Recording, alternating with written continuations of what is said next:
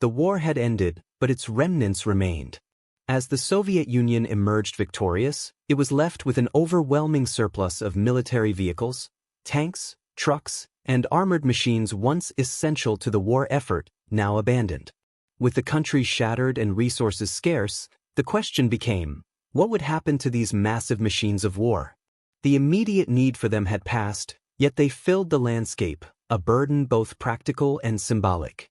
Scrapped, repurposed, or sold off, these vehicles, once symbols of power, became reminders of the war's destructive cost, slowly fading from view as the Soviet Union moved toward rebuilding and redefining itself. The war had ended, but the world still felt its tremors. For many, the final victory over fascism and totalitarianism was not a moment of celebration, but of reckoning. The conflict had wrought havoc across Europe, leaving a trail of devastation that even peace could not heal. Nations lay shattered, economies crippled, and in the midst of it all, millions of pieces of military hardware, tanks, trucks, artillery, and countless other vehicles, were left abandoned, often forgotten in the fields of battle or crowded warehouses. But what happened to these silent remnants of war? For the Soviet Union, one of the war's principal combatants, the fate of its vast stockpile of military vehicles posed a unique challenge. With the cessation of hostilities, these once vital machines were suddenly surplus, their utility gone in an instant. The sheer scale of the Soviet war machine was staggering. By the end of the war in 1945, the Red Army had accumulated a vast array of vehicles. Estimates suggest the Soviet Union possessed over 100,000 tanks, thousands of armored vehicles, and tens of thousands of trucks, motorcycles, and other transport vehicles. These numbers represented an immense effort of manufacturing, strategic planning, and raw industrial might. Yet, as the final battles were fought and the red flag flew over Berlin, the necessity for such an enormous arsenal dwindled quickly. The overwhelming logistical burden of maintaining these vehicles, along with a dramatic shift in political and military priorities, left the Soviet Union with an unprecedented surplus. The immediate aftermath of the war created a sense of confusion.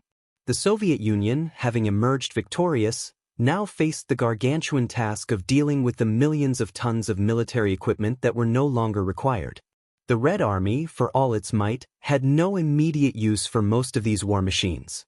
Many had been designed specifically for the brutal, unforgiving terrain of Eastern Europe. Others were built for the peculiarities of warfare on the Russian steppes, environments that had changed in the wake of the war. The machinery, once carefully engineered for specific combat scenarios, was now redundant. In the years that followed, the economic pressures weighed heavily on the Soviet leadership. Despite their victory, the war had drained the country's resources. Russia, like its war-torn neighbors, faced the gargantuan task of rebuilding a shattered nation. Factories that had churned out weapons and vehicles were suddenly idled, and their workers sent home. The Soviet Union was, in many ways, economically crippled by the war's aftermath. There was little money to maintain vast stocks of obsolete machinery. With the world's largest landmass and a sprawling military-industrial complex, the USSR was overwhelmed with the sheer volume of war material that needed to be disposed of. The decision to deal with the surplus war vehicles was not made overnight. In the first few years after the war, the most immediate solution was scrapping. The Soviet Union, like other nations, began dismantling thousands of tanks and trucks, recycling metal for other purposes. This was a labor-intensive process, and it soon became clear that there would be little profit to be made in salvaging parts from every single vehicle.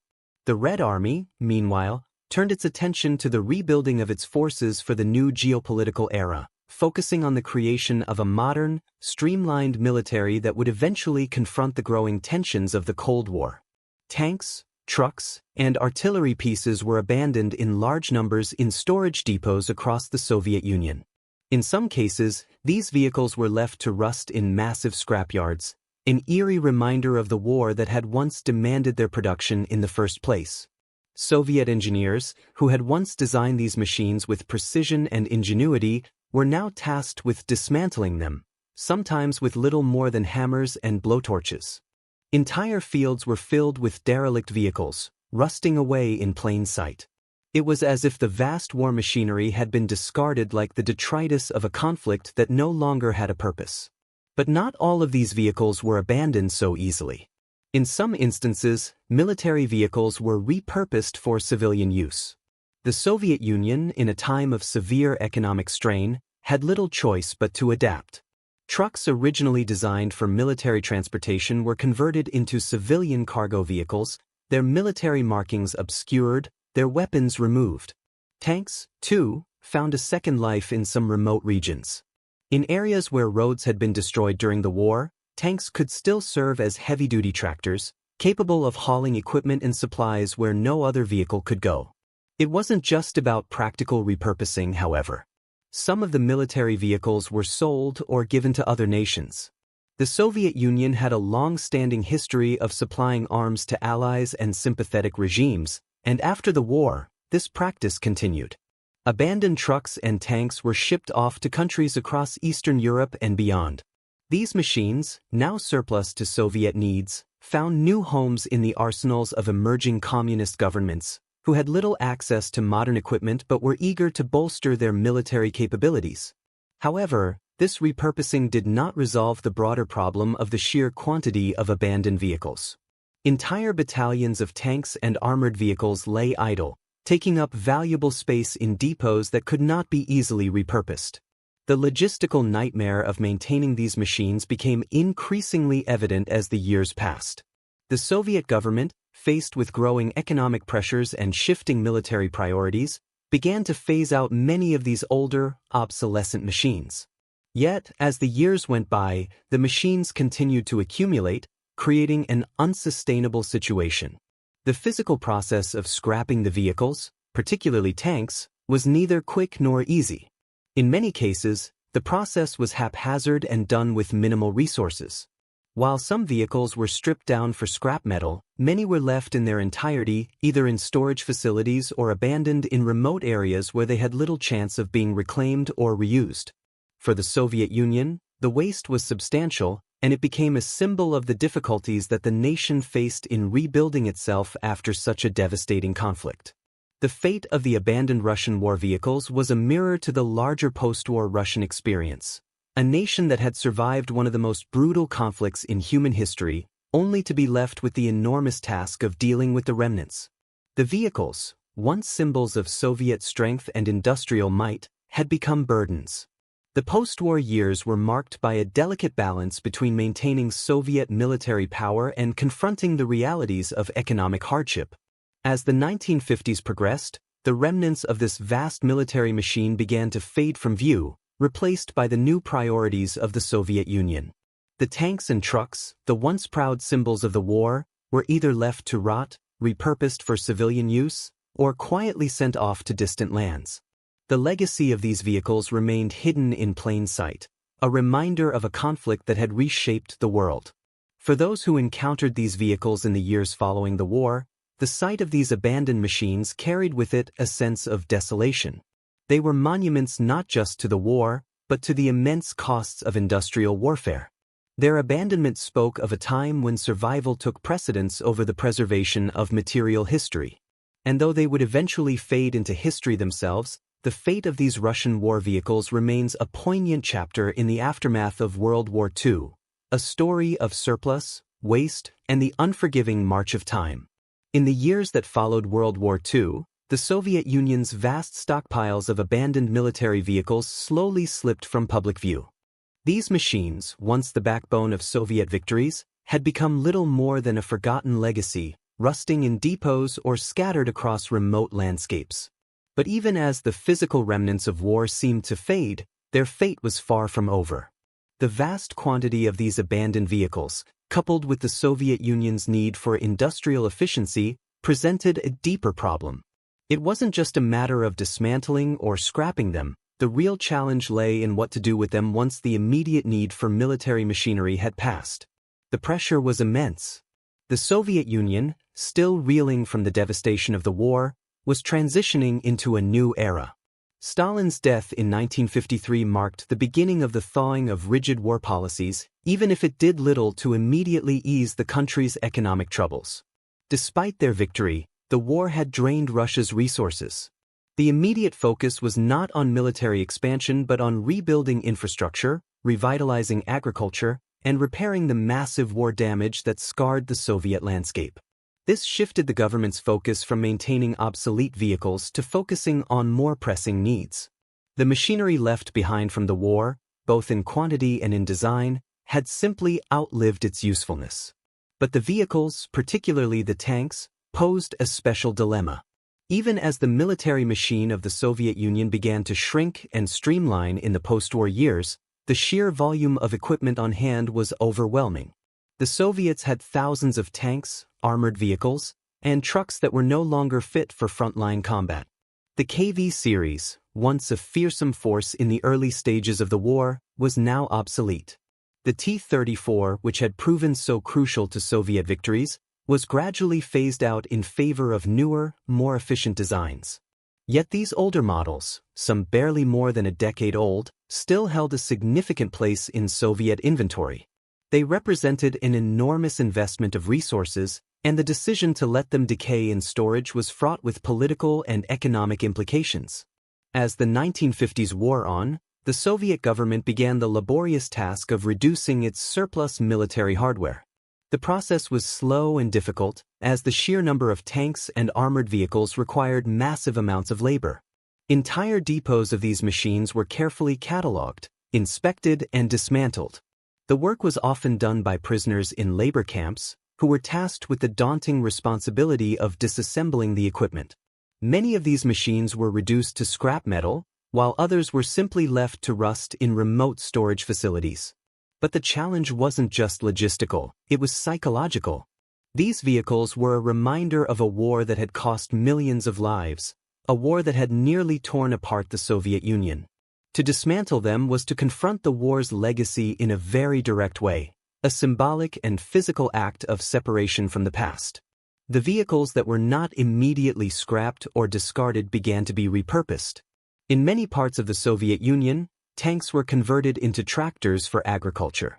The massive engines, once designed to push through enemy lines, were now used to plow the fields, hauling agricultural equipment in the most remote and difficult terrains. In regions where roads had been decimated during the war, the heavy-duty tanks were a necessity. The T-34s, for example, were particularly useful in the far-flung corners of Siberia, where roads were few and far between. These conversions were not unique to the Soviet Union. Other countries that had experienced the ravages of war found similar ways to reuse military vehicles. But in the Soviet Union, the need for industrial efficiency meant that tanks, once symbols of brute force, became repurposed into tools of survival. Yet, even as tanks became farming equipment, their presence in Soviet life remained ominous.